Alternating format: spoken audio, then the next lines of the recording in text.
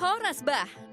Selamat datang di Bandar Udara Kuala Namu, Deli Serdang, Sumatera Utara.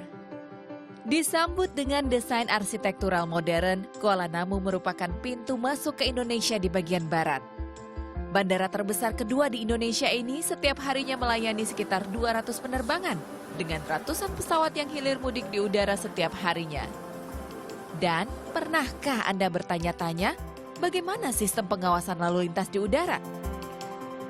Yap, kalau di darat ada polisi lalu lintas yang siap siaga mengatur lalu lintas di jalan raya.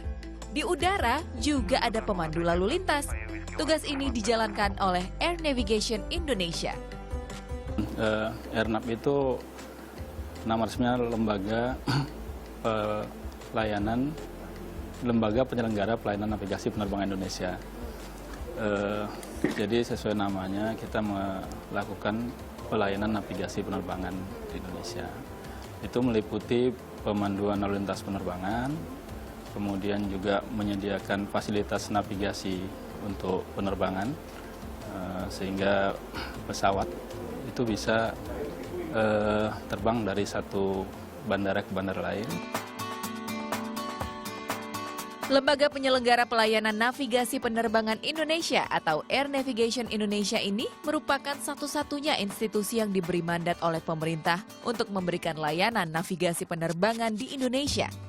Berdasarkan peraturan keselamatan penerbangan sipil, pelayanan Airnav bertujuan untuk mencegah terjadinya tabrakan pesawat di udara, memastikan landasan aman untuk lepas landas ataupun mendarat, memperlancar arus lalu lintas, memberikan informasi kepada pilot, serta memberikan informasi kepada organisasi berwenang seperti tim SAR jika pesawat dalam keadaan bahaya.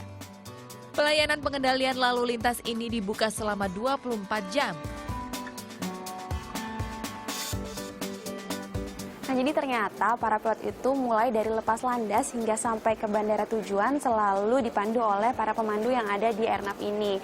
Dan kalau di tempat saya berada sekarang ini namanya adalah Menara Air Traffic Control atau Menara Pantau. Di menara ini para petugasnya bertanggung jawab untuk memandu pesawat mulai dari bergerak di lapangan parkir hingga lepas landas. Nanti setelah lepas landas, pesawatnya akan diambil alih pemanduannya oleh unit lainnya sesuai dengan zona pengawasannya.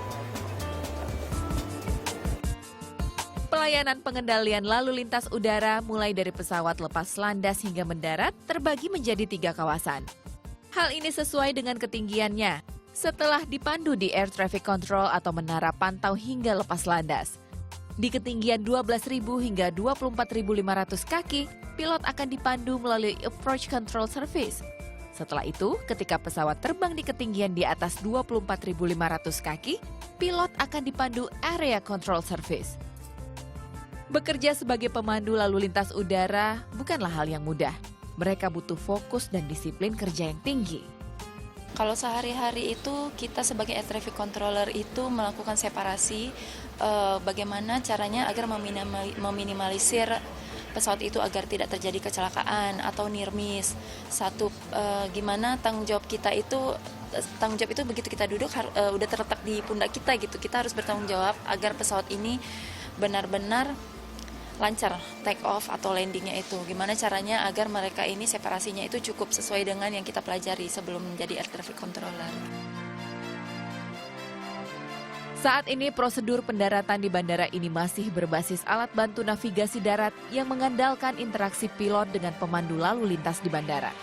Kedepannya, di akhir tahun ini, Airnav berencana mengimplementasikan prosedur pendaratan baru. Ini diberi nama PBN Approach atau Performance Based Navigation Approach. Dengan teknologi satelit sehingga tingkat akurasi lebih tinggi agar pesawat bisa memetakan semua wilayah, bahkan untuk wilayah dengan banyak penghalang seperti di kawasan hutan atau pegunungan. Yovinda Novitasari, Tias Adinda melaporkan untuk NET.